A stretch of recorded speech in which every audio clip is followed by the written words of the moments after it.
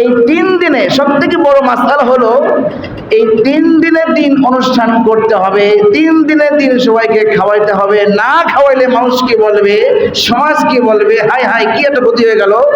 এই এমন হয়, এই মৃত্যু ব্যক্তির সামর্থ্য না থাকলেও সমাজের কিছু চাটুকদার মানুষ সমাজের কাছ থেকে রাস্তা ঠেক দিয়া সমাজের মানুষের কাছ থেকে চাঁদার মতো টাকা তুলে হলো জীবদ্দশায় একটা টাকা দিয়েও তাকে সহযোগিতা করে নাই, তার অভাবের সময় তার পাশে দাঁড়ায় নাই, চিকিৎসা সেবা দেওয়ার মতো কোনো টাকা পয়সা তারা তোলে নাই, কিন্তু যত টাকা প্রয়োজন হয়ে গেছে মরার পরে খাবারের জন্য। দেখবেন সমাজের কিছু মানুষ আছে স্বার্থপর, এই লোকটা যখন অভাবগ্রস্ত হয়ে ঘুরেছে, অসুস্থ সেবা করতে পারে নাই, চিকিৎসার দায়ভার চিকিৎসার ব্যয় সে গ্রহণ করতে পারে নাই, ম্যানেজ করতে পারে নাই, কিন্তু ওই সময় কেউ সমাজে মানুষ তাকে টাকা তুলে তার পাশে দাঁড়ায় নাই। কিন্তু মরার পরে 3 দিনের দিন অনুষ্ঠান করতে হবে, এই অনুষ্ঠানের জন্য খুব আবেগ লেগে গিয়েছে। এবং আছে কি আছে না, টাকা তুলে হোক, আত্মীয় স্বজনকে ম্যানেজ করে হোক, যেমনি হোক এই 3 দিন পালন করতে হবে। أعوذ بالله من الشيطان الرجيم بسم الله الرحمن الرحيم وإذا حييتم بتحية فحيوا بأحسن منها. وقال النبي صلى الله عليه وسلم لا تدخلوا الجنة حتى تؤمنوا ولا تؤمنوا حتى تحابوا. أولا أدلكم على شيء إذا فعلتموه تحاببتم أفشوا السلام بينكم أو كما قال نبينا صلى الله عليه وسلم إن الله وملائكته يصلون على النبي يا أيها الذين آمنوا صلوا عليه وسلموا تسليما. محبت شريف درود إبراهيم اللهم صل على محمد وعلى آل محمد كما صليت على إبراهيم وعلى آل إبراهيم إنك حميد مجيد. اللهم بارك على محمد وعلى آل محمد كما باركت على إبراهيم وعلى آل إبراهيم إنك حميد مجيد. সম্মানিত উপস্থিতি, আল্লাহ জাল্লা শানুহু ওয়া মানাওয়ালুহু দরবারে অসংখ্য অগণিত শুকরিয়া। জাল্লা রব্বুল ইজ্জাত ওয়াল জালাল আমাদের সবাইকে আল্লাহ পাকের ঘরে কোরআন এবং হাদিসের আলোকে কিছু কথা বলা এবং শোনার সেই সুযোগ দান করেছেন। সেই রব্বুল ইজ্জাত দরবারে আমরা সকলেই কালিমাতুশ শুকর আদায় করি, আমরা বলি আলহামদুলিল্লাহ। আলোচনার শুরুতেই আপনাদের কাছে আপনাদের সম্মুখে হাদিস পড়েছি। হুজুর সাল্লাল্লাহু আলাইহি ওয়াসাল্লাম এই হাদিসের মধ্যে যে সারমর্ম বলেছেন সেটা আগে আপনাকে শেয়ার করি। আচ্ছা বলেন, পরস্পর ভালোবাসা হোক, এটা আমরা সবাই চাই না? চাই তো নাকি? স্বামী স্ত্রীর মধ্যে ভালোবাসা হোক, এটা সবাই চাই তো? বাবা সন্তানের মধ্যে ভালোবাসা হোক, এটা চাই তো? উস্তাদ ছাত্রের মধ্যে ভালোবাসা সম্প্রীতি গড়ে উঠুক, সেটা চাই কি চাই না? রাষ্ট্রপ্রধানের সাথে জনগণের সাথে একটা সম্প্রীতি সম্পর্ক গড়ে উঠুক, সেটা সবাই চাই কি চাই না? নেতার সাথে প্রজাদের সম্পর্ক ভালো হোক, সেটা সবাই চাই না? অবশ্যই চাই। এক কথা, ছোট বড়কে সম্মান করুক, বড় ছোটকে স্নেহ করুক, এটা আমরা সবাই কম বেশ কামনা করি। আর এই বিষয়টির জন্য ব্যাপক হারে মুসলমানের মধ্যে দেখা যায়। এজন্য হুজুর সাল্লাল্লাহু আলাইহি ওয়াসাল্লাম আমাদের এই ক্লান্তিকালে যখন আমাদের মধ্যে ভাই ভাইয়ের দ্বন্দ্ব, মা ছেলের মধ্যে দ্বন্দ্ব, বাবা সন্তানের মধ্যে যখন দ্বন্দ্ব, ওস্তাদ ছাত্রের মধ্যে যখন দ্বন্দ্ব, রাষ্ট্রপ্রধানের সঙ্গে প্রজাদের যখন দ্বন্দ্ব, শিক্ষকের সঙ্গে যখন ছাত্রের মনিমনা, ঠিক এমন একটি সংকটময় মুহূর্তে বিশ্বনবী সাল্লাল্লাহু আলাইহি ওয়াসাল্লামের সেই 1400 বছর 1450 বছর প্রায় হতে যাচ্ছে, তার এত পূর্বেই আমাদের এই ভাঙ্গা গড়াকে মেরামত করার জন্য বিশ্বনবীর পক্ষ থেকে সুন্দর একটা সত্যের মেসেজ আমাদের কাছে পৌঁছে গিয়েছে। হুজুর সাল্লাল্লাহু আলাইহি ওয়াসাল্লাম বলেন, তোমরা কি চাও যে একে অপরের মধ্যে ভালোবাসা তৈরি হোক? তাহলে কি করতে হবে? একটা বার্তা দিয়েছেন, যদি ভালোবাসা একে অপরের মধ্যে পয়দা হোক যদি চাও, তাহলে প্রথমে যে কাজ করতে হবে সেটা হলো আল্লাহ এবং তার রাসূলের প্রতি বিশ্বাস আনতে হবে। আল্লাহ এবং তার রাসূলের প্রতি বিশ্বাস আনতে হবে। হুজুর সাল্লাল্লাহু আলাইহি ওয়াসাল্লাম বলেন, যদি আল্লাহ এবং তার রাসূলের প্রতি বিশ্বাস আনতে পারো, তাহলে তোমাদের মধ্যে পরস্পর সম্পর্ক তৈরি হবে। আর তৈরি হলে কি হবে? তোমরা জান্নাতে প্রবেশ করতে পারবে। নাম্বার 1। নাম্বার 2 হলো হুজুর সাল্লাল্লাহু আলাইহি ওয়াসাল্লাম বলেন, আলা আদুল্লুকুম আলা শাইইন ইযা ফাআলতুমুহু তাহাব্বাবতুম। তোমরা কি চাও আমি কি তোমাদের কাছে এমন একটি বিষয়ের কথা উল্লেখ করব যেটা অবলম্বন করলে তোমাদের পরস্পরের মধ্যে ভালোবাসা পয়দা হবে, একে অপরের মধ্যে ভালোবাসা সৃষ্টি হবে? হুজুর সাল্লাল্লাহু আলাইহি ওয়াসাল্লাম এই কথা বলে নিজেই তার সেই প্রশ্নের উত্তর দিচ্ছেন। বিশ্বনবী সাল্লাল্লাহু আলাইহি ওয়াসাল্লাম বললেন, আফশুস সালামা বাইনাকুম। যদি একে অপরের মধ্যে মহব্বত পয়দা করতে চাও, যদি ছোট বড়কে সম্মান করুক এটা যদি তোমরা চাও, বাবার প্রতি সন্তানের শ্রদ্ধা ভালোবাসা বৃদ্ধি পাক যদি এটা চাও, তাহলে আফশুস সালামা বাইনাকুম, তোমরা একে অপরের মধ্যে সালামের প্রচার প্রসার ঘটিয়ে দাও। একে অপরের মধ্যে সালামের প্রচলন ঘটিয়ে দাও। হুজুর সাল্লাল্লাহু আলাইহি ওয়াসাল্লামের এই হাদিস দ্বারা বুঝতে পারি, সালাম শব্দের অর্থ হচ্ছে শান্তি। সালাম শব্দের অর্থ কি? একে অপরের মধ্যে সম্প্রীতি ভালোবাসা তৈরি করার একটা মাত্র মাধ্যম, একটা হলো সেতু বন্ধনের কাজ করবে, সেটা হচ্ছে সালাম। সেটা কি? বিশ্বনবী সাল্লাল্লাহু আলাইহি ওয়াসাল্লামের হাদিস থেকে যা বুঝতে পারি, এক হাদিসের মধ্যে এসেছে, হুজুর সাল্লাল্লাহু আলাইহি ওয়াসাল্লাম বলেন, স্বামী যখন বাহিরের কাজকর্ম শেষ করে ঘরে প্রবেশ করে, ঘরের প্রবেশকালে প্রথম স্ত্রীর সাক্ষাৎ যখন হয়, প্রথম সাক্ষাৎই যখন সে স্ত্রীকে সালাম প্রদান করে, আল্লাহর হাবিব ইরশাদ করেন, আল্লাহ পাক রব্বুল আলামিন ওই সংসারের মধ্যে বরকতের বস্তা আল্লাহ পাক খুলে দেন। প্রিয় হাবিব ইরশাদ করেন, যদি কোনো স্বামী তার স্ত্রীকে সালাম দিয়ে ঘরে প্রবেশ করে, আল্লাহ পাক রব্বুল আলামিন ওই স্বামী স্ত্রীর মধ্যে ভালোবাসার বন্ধন সৃষ্টি করে দেন। একে অপরের মধ্যে ভালোবাসা তৈরি হয়ে যাবে। আর 3 নম্বর মেসেজ হচ্ছে, বাবা যখন সালাম দিয়ে ঘরে প্রবেশ করে, স্ত্রীকে যখন সালাম দেন, আল্লাহ রাব্বুল আলামিনের আরশ খুশি হয়ে যায়। আর আল্লাহ রাব্বুল আলামিন যখন খুশি হয়ে যান, ওই বান্দার সংসারের মধ্যে যত রিজিকের সংকীর্ণতা ছিল, রিজিকের সংকীর্ণতাকে আল্লাহ পাক দূর করে দেন। তো সালামের মাধ্যমে কয়টা কাজ হলো? স্বামী স্ত্রীর মধ্যে ভালোবাসা তৈরি হলো। নাম্বার 2 হলো, আল্লাহ পাক রব্বুল আমিন ওই সংসারের মধ্যে বরকতের বৃষ্টি বর্ষণ করেন। 3 নম্বর হলো, আল্লাহ পাক রব্বুল আমিন ওই সংসারের যে অভাব অনাটন আছে, রিজিকের সংকীর্ণতা আছে, আল্লাহ পাক সেই রিজিকের সংকীর্ণতাকে আল্লাহ পাক দূর করে দেন। সুবহানাল্লাহি ওয়া বিহামদিহি। হুজুর সাল্লাল্লাহু আলাইহি ওয়াসাল্লামের পক্ষ থেকে হাদিস বলা হয়েছে।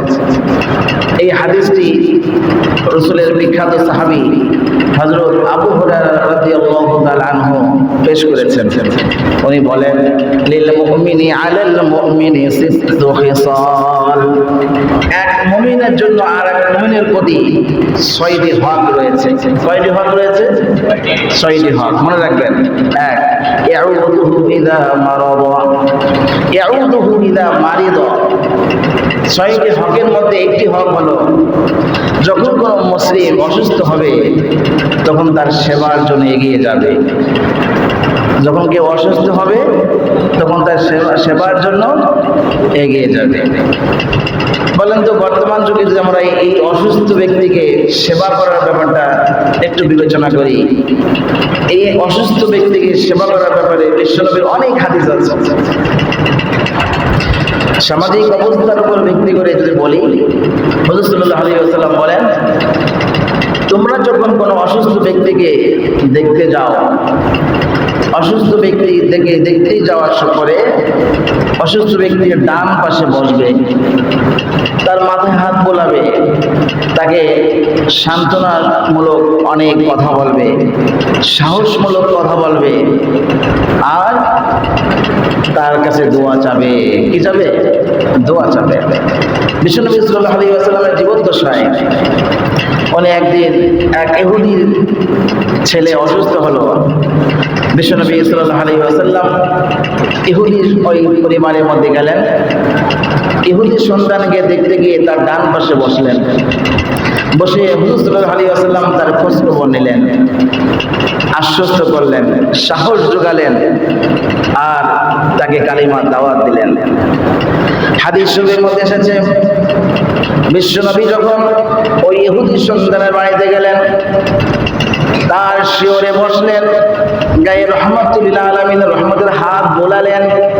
যখন কালিমার দাওয়াত দিলেন আর বললেন, ও সন্তান, ও যুবক, আল্লাহ পাকের কালিমা গ্রহণ করো, তাওহীদের বাণী গ্রহণ করো।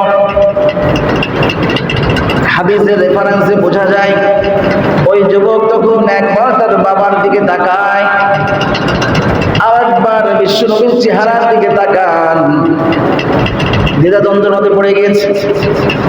বাবার দিকে তাকিয়ে ভাবে, বাবার ধর্ম ত্যাগ করে মুহাম্মদ ধর্ম গ্রহণ করব, বাবা কি মনে করবেন? আবার বিশ্বনবী নিজ পায়ে হেঁটে আমার ঘরে এসে কালিমার দাওয়াত দিচ্ছেন, যদি বিশ্বনবীর কালিমার দাওয়াত গ্রহণ না করি আল্লাহ রাসূল অসন্তুষ্ট হবেন। দ্বিধাদ্বন্দ্বের মধ্যে পড়ে গেলেন। বাবা ইহুদি হলো, বুঝ ছিল।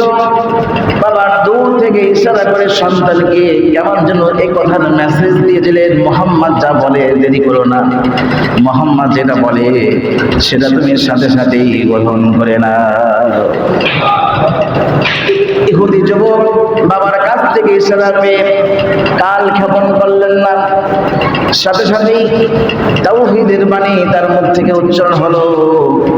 সে বলে ফেলল, আশহাদু আল্লা ইলাহা ইল্লাল্লাহ ওয়া আশহাদু আন্না মুহাম্মাদান আবদুহু ওয়া রাসূলুহু। কালিমা শাহাদাত পাঠ করে সাথে সাথে ইসলামের ছায়াতলে চলে আসলেন।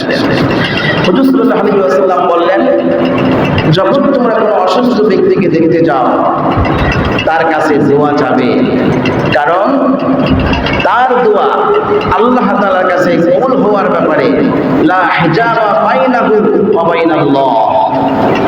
অসুস্থ ব্যক্তির কাছে গিয়ে যখন দোয়া চাবে, সে যখন তোমার জন্য দোয়া করবে, আল্লাহ তাআলার কাছে এই দোয়া পৌঁছানোর ব্যাপারে কোনো মাধ্যম থাকবে না। সুবহানাল্লাহ। এজন্য অসুস্থ ব্যক্তিকে দেখতে বেশি বেশি করে দেখতে যাওয়া, তার জিয়ারতে যাওয়া, সম্ভব হলে কিছু হাদিয়া তো বানিয়ে যাওয়া। কিন্তু আমাদের আশেপাশে অনেক হাসপাতাল, ক্লিনিক আছে, যদি আমরা এটা চাই যে বিশ্ব নবীর হাদিসের উপর আমল করব, তাহলে আমাদের জন্য এই আমলটা সহজ না কঠিন? বলেন, আমলটা করা সহজ না কঠিন? সহজ। কিন্তু এখন তো এটা ফ্যাশন হয়ে গেছে।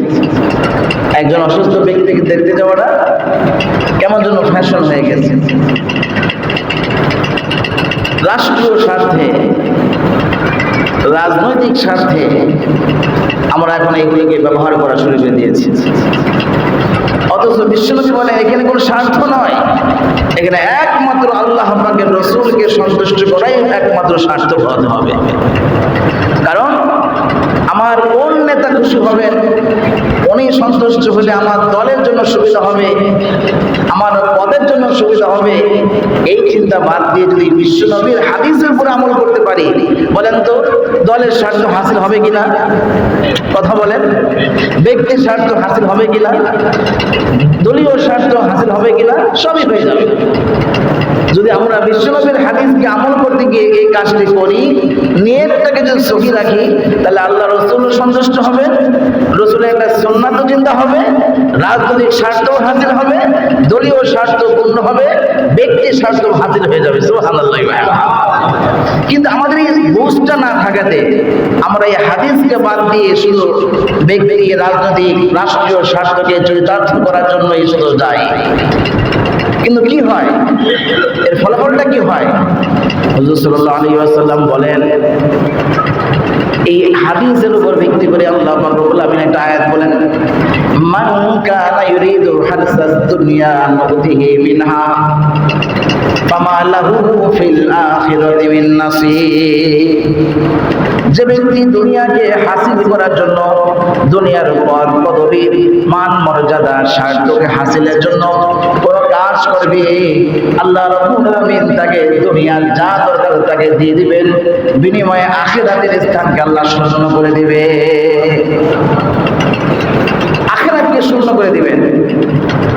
দুনিয়াতে তুমি পদ পদবী চেয়েছিলে, ওই লোকটাকে দেখতে যাওয়ার ব্যাপারে তোমার যে যে স্বার্থ ছিল, আল্লাহ পাক তোমাকে সব স্বার্থই দিয়ে দিবেন। দুনিয়াতে যত স্বার্থের প্রয়োজন সব তোমাকে দিয়ে দিবেন, কিন্তু পরকালে তুমি কিছুই পাবা না। কিন্তু পরকালের জন্য কি ছিল? পরকালের জন্য বিশ্বনবী বলেন নাই যে দেখতে গেলে কি হবে? সুন্নাত জিন্দা হবে, আল্লাহর কাছে দোয়া করলে দোয়া কবুল হবে, মানে এগুলো কিছু হাসিল হবে না। পক্ষান্তরে আর একটা চমৎকার হাদিস বিশ্বনবী বলেছেন, যদি কোনো ব্যক্তি অসুস্থ ব্যক্তিকে দেখতে যায়, অসুস্থ ব্যক্তিকে দেখতে যাওয়ার পরে আসার আগ পর্যন্ত, তার মানে যাওয়া এবং ফেরা এই প্রতিমধ্যের সময়টি হুজুর সাল্লাল্লাহু আলাইহি ওয়াসাল্লাম বলেন, কান্নাহু হুয়া রাউদাতুম মিন রিয়াদিল জান্নাহ। সে যতক্ষণ রোগীকে দেখতে গিয়ে গন্তব্যস্থলে ফিরে না আসবে, ততক্ষণ পর্যন্ত সে রিয়াদুল জান্নাতের মধ্যে বসবাস করবে। অসুস্থ ব্যক্তিকে দেখতে যাওয়ার ব্যাপারে আল্লাহ রাসূলের পক্ষ থেকে কত চমৎকার হাদিস বলা হয়েছে। বলেন তো এটা কি সামাজিক সেবা নয়? ভাই কথা বলেন না কেন? এটা কি সামাজিক সেবা নয়? আমি যদি রাজনৈতিক স্বার্থ হাসিল না করে বিশ্বনবীর হাদিসকে সামনে রেখে কাজটি করতে পারি, তাহলে কি আমার সব হাসিল হবে না? সব হবে, আল্লাহ খুশি হবে, সুন্নাত চিন্তা হবে, সব হয়ে যাবে। সুবহানাল্লাহি ওয়া বিহামদিহি। আল্লাহ পাক আমাদের সবাইকে আল্লাহ রাসূলকে সন্তুষ্ট করার স্বার্থে এই অসুস্থ ব্যক্তির সেবা করার সুযোগ, তৌফিক আল্লাহ আমাদের সবাইকে দান করুন। 2 নম্বর হলো ওয়াশহাদুহু ইযা মাত। যখন কোনো ব্যক্তির মৃত্যু হয়, তখন তার দ্রুত জানাজার ব্যবস্থা করা, তার জানাজায় হাজির হওয়া। অসুস্থ হইলে, মারা গেলে কি করতে হবে? তার জানাজায় শরীক হতে হবে। জানাজায় শরীক হওয়া এটা হচ্ছে আর একটা মুসলমান ভাইয়ের জন্য এটা হক। দাওয়াত দিবে, মাইকিং করবে, তারপরে যাবে, এটা নয়। যিনি মারা গিয়েছেন, মৃত্যুর পরে আর কোনো রাজনৈতিক কোনো স্বার্থ নয়। মৃত্যুবরণ করার পরে আর কোনো দলীয় স্বার্থ ব্যক্তির সঙ্গে আর থাকে না। সেই লোকটার সাথে আর কোনো সামাজিক দ্বন্দ্ব থাকে না, ব্যক্তি কোনো দ্বন্দ্ব থাকে না, গোষ্ঠীগত কোনো দ্বন্দ্ব আর হিংসা আর থাকে না। কারণ ওই ব্যক্তি এখন বড় বিপদগ্রস্ত। আমার ভাইরা, একজন ব্যক্তি যখন মারা যান, মারার পরে তাকে কি আর মারা যায়? সবাই একটু উত্তর দিলে খুশি হব। কোন ব্যক্তি যখন মারা যান, মারার পরে কি আর মারা যায়? কথা বলেন না সবাই? মারার পরে কি আর মারা যায়? মারলেও বা কি লাভ হবে? হবে বলেন? হবে না। কেন হবে না? কারণ মৃত্যু হওয়ার সাথে সাথেই তার থেকে তার রূহ বিদায় নিয়ে চলে যায়। একটা মরা লাশকে আপনি পিটান, আপনার অপরাধ ছাড়া ওই মৃত্যু ব্যক্তির রুহু একবার চলে গেলে আর সেই ব্যথা টের পায় না, তার আসলে কোনো কাজ নাই। তখন মৃত্যু ব্যক্তিকে সসম্মানে দাফন দেওয়া এটা বাকি সকল মুসলমানদের উপরে এটা জরুরি হয়ে যায়, এটা হক। যদি আমি মুসলিম হয়ে থাকি, তাহলে কোনো ব্যক্তি মারা যাওয়ার পরে তার দ্রুত কাজ হলো পরিবার, সমাজ, রাষ্ট্র এদের প্রত্যেকের কাজ হচ্ছে জরুরি ভিত্তিক তার জানাজার ব্যবস্থা করা, দাফন কাফনের ব্যবস্থা করা। ব্যাখ্যা এমন এসেছে, যদি ওই ব্যক্তির ইন্তেকালের পরে তার কাফনের কোনো ব্যবস্থা বন্দোবস্ত না থাকে, সমাজের দায়িত্ব হলো তার কাফনের দায়িত্ব গ্রহণ করা, তার জানাজার দায়িত্ব গ্রহণ করা, পরিবারের শোকাহত পরিবারের পাশে দাঁড়িয়ে তাকে সান্ত্বনা দেওয়া, 3 দিনের জন্য তার খানা পিনার দায়িত্ব সমাজকে, আত্মীয়কে গ্রহণ করা। মৃত্যু ব্যক্তির সাথে কি কি জড়িত এই ব্যাপারে আমি হাদিসের পূর্ণাঙ্গ ব্যাখ্যার দিকে যাব না, বিস্তারিত বিশাল বয়ানের দিকে যাব না, শুধু এই হাদিসটির ব্যাখ্যা করে শেষ করার চেষ্টা করব। একজন ব্যক্তি মারা যাওয়ার পরে বলেন তো তার পরিবারে কি খুশি থাকে নাকি শোকাহত থাকে? জি, সেই পরিবারের কাছে কি গিয়ে কোনো কিছু আবদার করা যায়? যায় না। ইসলাম বলছে 3 দিন পর্যন্ত পরিবারের ভরণ পোষণের দায়িত্ব, মানে খাবার দাবারের দায়িত্ব, সান্ত্বনা দেওয়ার পাশাপাশি সব আত্মীয় স্বজন কিংবা প্রতিবেশী মেহমানদারের দায়িত্ব গ্রহণ করবে, সামাজিকভাবে তারা দায়িত্ব গ্রহণ করবে। আমরা যারা এখানে বসে আছি, আমার মনে হয় যে অনেকেই জানেন যে মৃত্যু ব্যক্তির পরিবারে আশপাশ থেকে পরিবারের লোকজন, আত্মীয় স্বজন, সমাজের আশপাশের মানুষ এরা সবাই খাবার দাবার দিয়ে তাকে সহযোগিতা করে। এরকম আছে না ভাই? কিন্তু এমনও আছে ওই ব্যক্তিকে দাফন দিতে পারে নাই, কিন্তু পরিবারের ওই শোকাহত লোকটাকে যখন সে তার পিতা হারাবার বেদনায় সে শোকাহত, মর্মাহত, যখন তার চোখের পানি সে নিয়ন্ত্রণ করতে পারছে না, ওই সময়ে কিছু সমাজের মানুষ এমনও আছে, আত্মীয়দের মধ্যে এমন আত্মীয় আছে যারা ওই ব্যক্তিকে বাধ্য করে ওই ব্যক্তির 3 দিনের দিন খানা পিনার আয়োজন করতে, বাধ্য করে তার বাবার খানা পিনার ব্যবস্থা করার জন্য। এটা সামাজিক রীতি হয়ে গিয়েছে যে মৃত্যুবরণ করার 3 দিনের মাথায় না খাওয়াইলে সমাজ অসন্তুষ্ট হবে, মানুষ খারাপ বলবে। কিন্তু সমাজের মানুষের এই চিন্তা নাই যে লোকটা মারা গেল, তার কবরে কি শাস্তির ব্যবস্থা হবে, ওর এখন অবস্থা কি হবে, সমাজের এই চিন্তা নাই। আত্মীয় স্বজনদের, পরিবারের সন্তান, স্ত্রী বর্গদের এই চিন্তা নাই যে আমার বাবা, আমার স্বামী, আমার ভাই, আমার চাচা যিনি মারা গেলেন, তার ইন্তেকালের পরে তার অবস্থা কি হবে, তার কবরে জবের অবস্থা কি হবে, তার জান্নাতের ব্যবস্থা হবে নাকি জাহান্নামের ফয়সালা হবে, এই ব্যাপারে কারো কোনো টেনশন নাই। সবাই খানা পিনা কবে হবে সেইটা নিয়ে টেনশনের মধ্যে ব্যস্ত। আশ্চর্য হবে কথা বললে, আমাদের মুসলমানদের সাথে এই আচরণগুলি যায় না। কেন? মুসলমান তো মন গড়া কোনো কাজ করতে পারবে না। মুসলমান যখন যে কাজ করবে, প্রত্যেকটি কাজের পূর্বে বিশ্বনবী সাল্লাল্লাহু আলাইহি ওয়াসাল্লামের হাদিসকে দেখবে যে এই আমলটা যখন করব, এই কাজটি যখন আমরা করব, এটা হাদিসে কি বলা হয়েছে দেখি একটু। আমি আপনি যদি না জানি, আমাদের সমাজে কিংবা আশেপাশে বিজ্ঞ আলেমগণ আছেন, আমরা তার সাথে পরামর্শ করতে পারি, হুজুর আমার বাবা মারা গিয়েছেন, এখন কি করলে ভালো হয়, পরামর্শ করতে পারি। 3 দিনের দিন খাবার, এটা আমি জীবনেও কোনো হাদিসে পাই নাই, না কোনো হাদিসের ব্যাপারে শুনেছি, না কোনো হাদিসে পড়েছি। মানে ইন্তেকালের 3 দিন হলে একটা খাবার খাওয়াইতে হবে, এই কথা কোন হাদিসে আমি পাই নাই। যদি কেউ আপনারা পেয়ে থাকেন আমাকে বোঝাবেন, আমি শুধরাই নেব, আমি ছাত্র হতে রাজি আছি।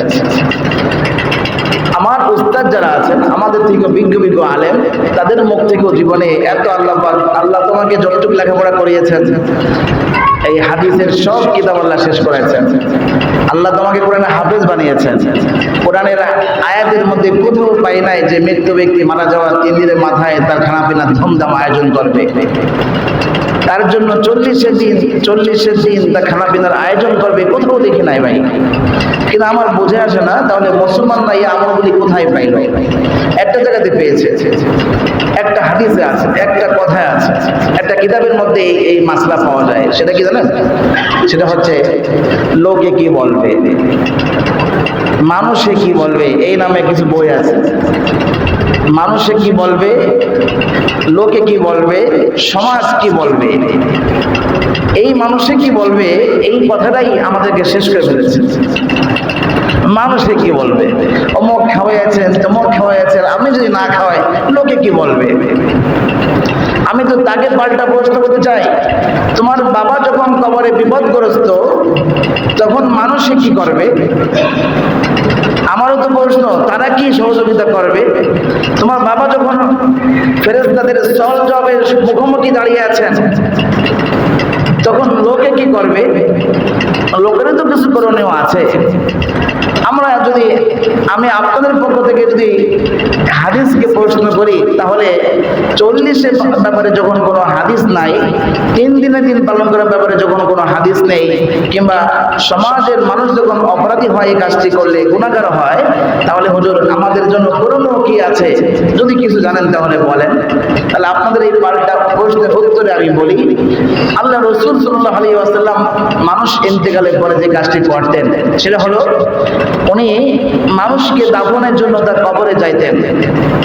কবরের স্থানে যাওয়ার পরে তার দাফনের কাজ শেষ করার পর সাহাবীদেরকে আদেশ করতেন যে তোমরা কেউ আশপাশে যারা আছো তারা ফিরে যেও না, কারণ এই লোকটি অনেক বিপদগ্রস্ত। হাদিসের মধ্যে এসেছে মানুষ দাফন দিয়ে ফিরতে পারে না, কবরস্থান থেকে ফিরে নাই।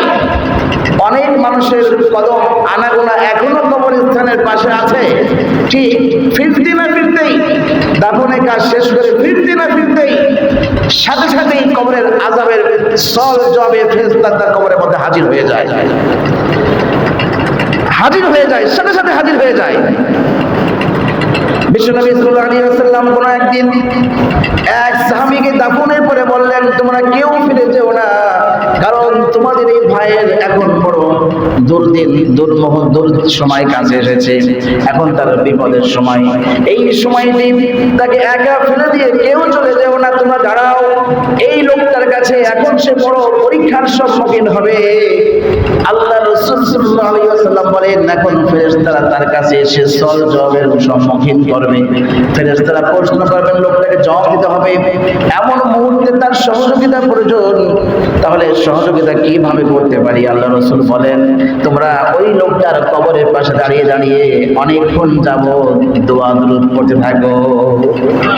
আল্লাহ রাসূল যেটা করতেন, মৃত্যু ব্যক্তির কবরের পাশে দাফন কার্য শেষ করার পরে দীর্ঘক্ষণ দাঁড়িয়ে দাঁড়িয়ে দোয়া পড়তেন, দোয়া পড়েন। হুজুর সাল্লাল্লাহু আলাইহি ওয়াসাল্লাম বলেন, যে ব্যক্তির কবরের পাশে দাঁড়িয়ে তোমরা ইখলাস পড়বেন, নানান দোয়া পড়বেন, তোমরা হতবা জানো না এই দোয়াগুলি ওই ব্যক্তির আমল নামায় জমা হচ্ছে, কিংবা এই দোয়াগুলির ওসিলায় সেই ব্যক্তি কবরের মধ্যে শান্তি পাচ্ছে। তোমরা হয়তো বোঝো না, কিন্তু আল্লাহ পাক ঠিকই তোমার আওয়াজ ওই মৃত্যু ব্যক্তির কানে পৌঁছাইয়া দেয়। কিন্তু অবাক কাণ্ড কি জানেন? আমি নিজে কানে দেখে শুনেছি, এ বলে ওই কবরস্থানে দাঁড়িয়ে বলে, আপনাদের সবাইকে দাওয়াত, অমুক দিন অমুক সময় আপনারা সবাই এক মুঠো ডাল ভাত আমার বাড়িতে খেতে আসবেন। এরকম দাওয়াত দেয়া হয় কিনা সমাজে? হয়তো আপনাকে এলাকাতে নেই, কিন্তু আমাদের এলাকাতে এরকম আছে, ঢাকাতে অনেক জায়গাতে এরকম আছে। বলেন তো, ওই লোকটি যখন এই ঘোষণা দিচ্ছিল তখন হচ্ছে চোখের পানি মুছছিল কিনা? আবার যখন আমরা সবাই খেতে যাই 3 দিন পর্যন্ত যেখানে প্রতিবেশীরা, আত্মীয় স্বজনরা ওই শোকাহত পরিবারের পাশে দাঁড়াবে, তাদেরকে খাবারের ব্যাপারে সহযোগিতা করবে, কারণ এখন তাকে খাবারের চাহিদা নাই। বাবার শোক, স্বামীহারা বেদনা, স্ত্রীকে এমন ভাবে তাড়না দিয়েছে, এখন তার খাবারের কথা সে ভুলে গিয়েছে। তার ভবিষ্যৎ কি হবে, তার বন্দোবস্ত কি হবে, নানান টেনশনে সে এখন মরমহত। এখন তার কি এখন ওই খাবার দাবার ব্যবস্থা, এত লোকের খানা পিনা খাওয়ানোর সে মন মানসিকতা আছে? কিংবা নিজের খাবারই তো ঠিক নাই, মানুষকে সে কি খাওয়াবে? ইসলাম এই ব্যাপারটি ভালো করে জানতেন। আল্লাহ পাক জানতেন যে মানুষ ইন্তেকালের পরে এই অবস্থার সৃষ্টি হবে। আর বিশ্বনবী এটাও জানতেন ইসলাম আবির্ভাবের এত বছর পরে গিয়ে মুসলমান তারা হাদিস কোরআনের বিপক্ষে দাঁড়িয়ে কিংবা হাদিস কোরআনকে না বোঝার কারণে তারা এই ধরনের বলে পা দিবে। তাই ইসলামের শান্তির নবী মুহাম্মদ রাসূলুল্লাহ সাল্লাল্লাহু আলাইহি ওয়াসাল্লাম তার উম্মতকে গুনাহ থেকে বাঁচাবার জন্য পদ্ধতি বলে দিয়েছে। আমরা কি বিশ্বনবীর হাদিস থেকে বুঝতে পারলাম না যে আমাদের করণীয় কি? কথা বলেন। রাসূলের চাচা যান সফরে গিয়েছেন। সফরে যাওয়ার পরে তার কানে এই সংবাদ পৌঁছালো, আপনার সন্তান মারা গিয়েছেন। বিশ্বনবীর চাচা সংবাদটা কানে যাওয়ার সাথে সাথেই তিনি সোয়ারি থেকে নামলেন, যায় নামাজটা গেছালেন, 2 রাকাত নামাজ পড়লেন। আগন্তুক ব্যক্তি জিজ্ঞাসা করলো, আপনি এটা কি করলেন? মা হাজা, আপনি এটা কি করলেন? বলছে, আমি সেই কাজই করেছি যে কাজ বিশ্বনবী সাল্লাল্লাহু আলাইহি ওয়াসাল্লাম আমাকে করতে বলেছেন। সুবহানাল্লাহ। তার মানে হলো মৃত্যু সংবাদ কানে আসার সাথে সাথেই 2 রাকাত নামাজ পড়ে মৃত্যু ব্যক্তির জন্য দোয়া করে দাও। তোমার কান্না থেকে, এই শোক ছায়ার থেকে এই নামাজ, এই কোরআন তেলাওয়াত মৃত্যু ব্যক্তির রূহের জন্য বড় কাজে লাগবে। একদিন বিশ্বনবী কিছু সাহাবীদেরকে নিয়ে একটা সফরে গেলেন, যে জায়গাতে তাঁবু স্থাপন করলেন। কিছু সাহাবী ঘুরতেছিলেন, তাঁবু স্থাপন করা স্থান থেকে কেমন যেন গুনগুন শব্দ আসে। সাহাবীরা কানকে খাড়া করে আওয়াজটা বোঝার চেষ্টা করলেন। খুঁজতে খুঁজতে একটা কবর থেকে আওয়াজটা ভেসে আসছে মনে করে কবরের কাছে গেলেন। যাওয়ার পরে ভালো করে কান যখন লাগালেন, শুনতে পেলেন কবরের মধ্যে কে যেন সূরাতুল মুলক তেলাওয়াত করতেছে। কবর থেকে আওয়াজ ভেসে আসতেছে, তাবারাকাল্লাযী বিয়াদিহিল মুলক ওয়া হুয়া আলা কুল্লি শাইইন কাদির। এই সূরার ফজিলতকে যখন আমি তাফসীর থেকে দেখলাম, বিশ্বনবী সাল্লাল্লাহু আলাইহি ওয়াসাল্লামের হাদিস থেকে বুঝতে পেলাম যে ব্যক্তি সূরাতুল মুলকের আমল প্রত্যেক রাত্রে বেলায় শোয়ার পূর্বে করবে, যদি রাত্রে আমলের পরে ওই লোকটি মারা যায়, আল্লাহ পাক তার কবরের আযাবকে মাফ করে দিবে। যদি কোনো ব্যক্তি সূরা মুলকের আমল রাত্রে বেলায় করে মৃত্যুবরণ করতে পারে, আল্লাহ পাক তার কবরের আযাবকে বলে। আমি কোন রাজনৈতিক দুনিয়াবি কোনো ব্যাখ্যা দিতে চাচ্ছি না ভাই। সমাজ কি হবে? নেতা ব্যক্তি ইন্তেকালের পরে তাকে যখন গোসল হয়ে যায়, যখন তাকে কাফনে কাপড় পরিধান করানো হয়ে যায়, গোসলের পরে কাফনে কাপড় পরিধান করে দিল, জানাজার হওয়ার সময় অপেক্ষা আছে, এই ব্যক্তির কাছে ফেরেশতা চলে আসে। কিছু মাসআলা বলে দিই। মৃত্যু ব্যক্তিকে গোসল দেওয়ার আগ পর্যন্ত তার পাশে বসে কোরআন তেলাওয়াত করা জায়েজ নাই। যখন তার গোসল টোসল হয়ে যাবে, পরিষ্কার পরিচ্ছন্ন হবে, এবারে কাফন পরিধান করার পরে যখন খাটিয়াতে রাখা হয়, পরিচ্ছন্ন করার পরে, তখন তার পাশে বসে কোরআন শরীফ পড়তে নিষেধ নেই। পাশে বসে যে কোরআন শরীফ পড়া নাও যায়, কিন্তু তার পাশের ঘরে ধরে বসে তো কোরআন শরীফ পড়া যাবে কিনা? আমার বাবা হসপিটালে ভর্তি ছিলেন, বাবাকে দেখতে গেলাম, বাবার খেদমতে আমি হাসপাতালে পড়ে আছি। এমন অবস্থায় আমাদের পাশে তো মানুষ মরতেছে, ঢাকা মেডিকেলে কিছুদিন পর পরই একটা মানুষ মারা যাচ্ছে। দেখি এক মুরব্বী মারা গেলেন, আর তার মেয়েরা সবাই উপযুক্ত, সবাই এসে হাওয়া করে চিল্লাচিল্লি করে কান্নাকাটি করছে। বিশ্বাস করেন, ওই বোনদেরকে সান্ত্বনা দেওয়ার মতো কোনো ভাষা আমার কাছে ছিল না। আমিও বুঝছি একটা পিতা হারার বেদনা কেমন হতে পারে। একটা পিতার কাছে সন্তান হারা বেদনা যেমন পাহাড় তুল্য, সন্তানদের কাছেও বাবা হারা বেদনা অনেক পাথর তুল্য, অনেক কঠিন। কিন্তু আশ্চর্য বিষয় হলো ওই মা বোনদের কাছে গিয়ে শুধু বিশ্ব নবীর হাদিসটা তাদের কানে পৌঁছালাম। বিশ্বাস করেন, সাপের সামনে একটা শিকড় রাখলে যেভাবে সাপের ফনা নিচু হয়ে যায়, মুসলিম মা বোনদের কাছে গিয়ে যখন সান্ত্বনা স্বরূপ হাদিস শোনালাম, কেমন যেন তাদের মাথায় আমি শিকড় রেখেছি, সাথে সাথে কান্না থেমে গেছে। তাদেরকে কান্না থামানোর পরে বললাম, বোন কান্না করতে হবে, ঠিক আছে, কান্না আটকায় রাখা যাবে না, এটাও ঠিক আছে, কান্না চোখের পানি পড়তে থাকো। আর এই তসবিটা দিলাম, আপনাদের হাতে তসবিটা রাখেন। আপনার বাবা এখন বড় বিপদগ্রস্ত, বাবার আমল বন্ধ হয়ে গেছে। মৃত্যু হওয়ার সাথে সাথেই সব ধরনের খাদ্য সরবরাহ বন্ধ হয়ে গিয়েছে। শারীরিক সুস্থতা থাকার জন্য যা যা প্রয়োজন সব বন্ধ হয়ে গিয়েছে। পরকালীন ব্যাপারে যত সব ব্যক্তির আমল নামায় তার জীবন দশায় আমল করলে সব পাইতেন, এখন সব আমলের রাস্তাগুলো বন্ধ হয়ে গিয়েছে। সুস্থ থাকার জন্য যা যার প্রয়োজন ছিল সব বন্ধ হয়ে গেছে। দুনিয়াবী রাস্তাও বন্ধ, আখিরাতের রাস্তাও বন্ধ। আল্লাহ পাক রব্বুল আমিন বলেছেন, যদি ওই মৃত্যু ব্যক্তি এখন বড় বিপদগ্রস্ত, তার কোনো আমলের রাস্তা খোলা নাই, যদি তোমরা ওই ব্যক্তির শোকাহত হয়ে কান্নাকাটি করে বিলাপ করে চিল্লা কান্নাকাটি না কইরা মৃত্যু ব্যক্তির আমল নামায় যদি কোনো আমল তোমরা পৌঁছাতে পারো, তোমার এই আমলের সবটুকু মৃত্যু ব্যক্তির আমল নামায় পৌঁছায় যাবে। আল্লাহ রাব্বুল আমিন তোমার আমল ওসিলা মৃত্যু ব্যক্তির রূহে শান্তি দেবে। এই আমলটা জীবন দশায় কাজে লাগবে, মরার পরও কাজে লাগবে। এজন্য বিশ্বনবী সাল্লাল্লাহু আলাইহি ওয়াসাল্লাম মানুষের ইন্তেকালের পরে তার সবরের স্থানের জন্য বেশি বেশি আদেশ করেছেন। সবরের স্থানে ইসরায়েলের সওয়াব করতে হবে। মৃত্যু ব্যক্তিকে সান্ত্বনা দেওয়া, মৃত্যু ব্যক্তিকে সান্ত্বনা দেওয়া না, মৃত্যু পরিবারকে সান্ত্বনা দেওয়া, মৃত্যু ব্যক্তির পরিবারকে সান্ত্বনা দেওয়া, তাদের খাবার দাবারের বন্দোবস্ত করা, তাদের পাশে দাঁড়ানো।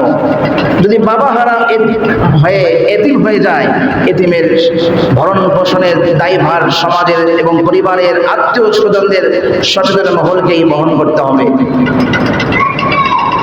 স্ত্রী যখন বিধবা হয়ে গিয়েছেন, বিশ্বনবী সাল্লাল্লাহু আলাইহি ওয়াসাল্লাম আল্লাহ রাসূলের জীবদ্দশায় মদিনার অলিতে গলিতে ঘুরে ঘুরে কে কে বিধবা আছে, বিধবা নারীর ঘরে গিয়ে গিয়ে তার খাবার পৌঁছায় দিয়ে আসতেন। আর হাদিসের মধ্যে এসেছে, হুজুর সাল্লাল্লাহু আলাইহি ওয়াসাল্লাম বলেন, আয়েশা রে, যত বিধবা নারী আছে সব বিধবা নারীর কাছে খাবার পৌঁছে দাও, কারণ আজকে তারা স্বামী হারা বেদনায় তারা শোকাহত আছে। প্রত্যেকটা স্বামী হারা বিধবা নারীরা যদি কষ্টের মধ্যে থাকে, একটা নারী বুঝতে পারে তার স্বামী হারালে কি বেদনা হয়, কি কষ্ট হয়। যার স্বামী আছে সে বুঝবে না, যার স্বামী নাই সে বোঝে স্বামীর কি মর্যাদা, স্বামী হারা কি বেদনা, স্বামী হারাইলে কি অভাব, স্বামী হারার যে কি অভাব, একটা বিধবা নারী ছাড়া কেউ বুঝবে না। কারণ তার অভাব তার বাপ পুরা করতে পারবে না, তার ভাই বোনা, তার আত্মীয়স্বজন কেউ পুরা করতে পারবে না, তার মনের কথা সে কাউকে বলতে পারে না, যেমনটি তার স্বামীকে সে বলতে পারবে। আমার ভাইরা, এই ব্যাপারে কথা আমি দীর্ঘায়িত করতে চাচ্ছি না, কারণ হাদিসের মধ্যে 6টা হকের ব্যাপারে কথা বলা হয়েছে। আমি মাত্র 2টা হকের ব্যাপারে থেমে আছি। হুজুর সাল্লাল্লাহু আলাইহি ওয়াসাল্লাম একজন মৃত্যু ব্যক্তির উপরে কি কি কাজ করেছেন, আমাদের হাদিস থেকে আমরা কিছুটা হলেও জানতে পেরেছি। কাজ কি আমাদের? হাদিস শরীফের মধ্যে এসেছে, যখন কোনো ব্যক্তি মারা যান আর তার নেক সন্তান বেঁচে থাকেন, ওই নেক সন্তান তার বাবা ইন্তেকালের পরে যদি কোরআন তেলাওয়াত করে, হাদিসের মধ্যে এসেছে ওই কোরআন তেলাওয়াত করার ওসিলা করে আল্লাহ তাআলা তার মৃত্যু বাবার কবরের আযাবকে মাফ করে দেয়। এখন বলেন, একজন পিতা মারা গিয়েছেন, তার সন্তানদের কাজ কি খানা পিনার আয়োজন করা নাকি কোরআন তেলাওয়াত সওয়াবের ব্যবস্থা করা? পক্ষান্তরে 3 দিনে পালন করে লাভটা কি, ক্ষতি কি শুনেন। যত লাভ সমাজের মানুষের, যত যত অভাব শোকাহত পরিবারের, যত ক্ষতি সব শোকাহত পরিবারের। কারণ যারা খাদ্য কম পেয়েছে গালি দেবে 3টা, যে গোস্তের পরিবারে হাড্ডি পেয়েছে নিন্দা করবে 10 বার, গালমন্দ করবে 30 বার, আর যে খুশি হয়েছে, যে খাবার দাবার ঠিকঠাক পেয়েছে, সে খুশি যাবে। পক্ষান্তরে এই 3 দিনে সব থেকে বড় মাসআলা হলো, এই 3 দিনের দিন অনুষ্ঠান করতে হবে, 3 দিনের দিন সবাইকে খাওয়াইতে হবে। না খাওয়াইলে মানুষ কি বলবে, সমাজ কি বলবে, হাই হাই কি এত ক্ষতি হয়ে গেল। এই এমন হয়, এই মৃত্যু ব্যক্তির সামর্থ্য না থাকলেও সমাজের কিছু চাটুকদার মানুষ সমাজের কাছ থেকে রাস্তা ঠেক দিয়া, সমাজের মানুষের কাছ থেকে চাঁদার মতো টাকা তুলে হলো, জীবন তো সেই 1টা টাকা দিয়েও তাকে সহযোগিতা করে নাই, তার অভাবের সময় তার পাশে দাঁড়ায় নাই, চিকিৎসা সেবা দেওয়ার মতো কোনো টাকা পয়সা তারা তোলে নাই, কিন্তু যত টাকা প্রয়োজন হয়ে গেছে মরার পরে খাবারের জন্য। দেখবেন সমাজের কিছু মানুষ আছে স্বার্থপর, এই লোকটা যখন অভাবগ্রস্ত হয়ে ঘুরেছে, অসুস্থ, সেবা করতে পারে নাই, চিকিৎসার দায়ভার, চিকিৎসার দায় সে গ্রহণ করতে পারে নাই, ম্যানেজ করতে পারে নাই, কিন্তু ওই সময় কেউ সমাজে মানুষ তাকে টাকা তুলে তার পাশে দাঁড়ায় নাই। কিন্তু মরার পরে 3 দিনের দিন অনুষ্ঠান করতে হবে, এই অনুষ্ঠানের জন্য খুব আবেগ লেগে গিয়েছে। এবং আছে কি আছে না, টাকা তুলে হোক, আত্মীয় স্বজনকে ম্যানেজ করে হোক, যেমনি হোক, এই 3 দিন পালন করতে হবে। এই বাচ্চাকে বসান। হাদিস শরীফের মধ্যে এসেছে, ভাই কথাগুলো খুব মনোযোগ সহকারে শোনেন। আপনি কিসের সওয়াব পাবেন, কিসের সওয়াবের আপনি আশা করেছেন, এই কথাটি দিনের কান দিয়ে ভালো করে শুনে রাখেন। যদি আপনি 3 দিনের দিন, এই 3 দিনকে পালন করার স্বার্থে খাবার দাবারের ব্যবস্থা করেন, ক্ষতি কেমন দেখেন। 1 নম্বরে বড় ক্ষতি হলো, আপনি হাদিসের অমান্য করলেন, ইসলামের অবাধ্য কাজ করলেন, আল্লাহ যা করতে বলেন নাই তাই করলেন। তার মানে হলো, মানুষ খাবার দাবার খেয়ে তৃপ্তির বিষয়টা হচ্ছে পরে, আমি যে একটা কাজ ঘটাই দেওয়ার পরে ইসলামের বিরুদ্ধে কোনো কাজ করলাম, ইসলামের বিরুদ্ধে আচরণ করলাম, ইসলাম বহির্ভূত কাজ করলাম, সুন্নাত বহির্ভূত কাজ করলাম, যে কাজ নবীজি করতে বলেন নাই, যে কাজ ইসলাম করতে বলেন নাই, যে কাজের প্রতি আল্লাহ সন্তুষ্ট না, সেই কাজ করলে কি আল্লাহ সওয়াব দিবেন নাকি গুনাহ দিবেন? বলেন দেখি আপনারা সবাই বলেন, নাকি আপনারা রাগ করলেন? এই কাজ করলে, আল্লাহর অবাধ্যমূলক কাজ করলে আল্লাহ সওয়াব দিবে নাকি গুনাহ দিবে? তাহলে 3 দিন পালন করার সব থেকে বড় ক্ষতিটা কি, যে আমি ইসলাম বহির্ভূত একটা কাজ করাতে আমি কি পেয়েছি, গুনাহ পেয়েছি। এবার লাভটা কি পাইলেন? হাদিস শরীফের মধ্যে এসেছে, যদি কোনো ব্যক্তি এই 3 দিনকে পালন করার স্বার্থে 1টি টাকাও খরচ করে, তার বিনিময়ে কোনো সওয়াব পাবে না, কোনো সওয়াবের কোনো মালিকদার সে হতে পারবে না। আপনি যে লক্ষ লক্ষ টাকা ব্যয় করে বাবার জন্য খাবার দাবারের ব্যবস্থা করলেন, আপনার বাবার আমলনামায় 1টি সওয়াবও লেখা হবে না। তাহলে আমার মালও গেল, কষ্ট গেল, সবই গেল, সওয়াবের পাল্লা সম্পূর্ণ আকারে কি শূন্য। আসুন আমরা এই হাদিস থেকে যা কিছু শুনেছি, আমরা সবাই ব্যক্তি জীবনে, পারিবারিক জীবনে, রাষ্ট্র জীবনে সকলে মিলে আমল করার প্রত্যয় গ্রহণ করি। আল্লাহ সুবহানাহু ওয়া তাআলা আমাদের সবাইকে যা কিছু শুনেছি এই কথাগুলোর উপরে আমল করার তৌফিক ইনায়াত করুন, আমিন বলি সবাই। বাকি আলোচনা, এই হাদিসের বাকি অংশের উপরে বিস্তারিত আলোচনা আল্লাহ তৌফিক দিলে আগামী জুমা হবে ইনশাআল্লাহ।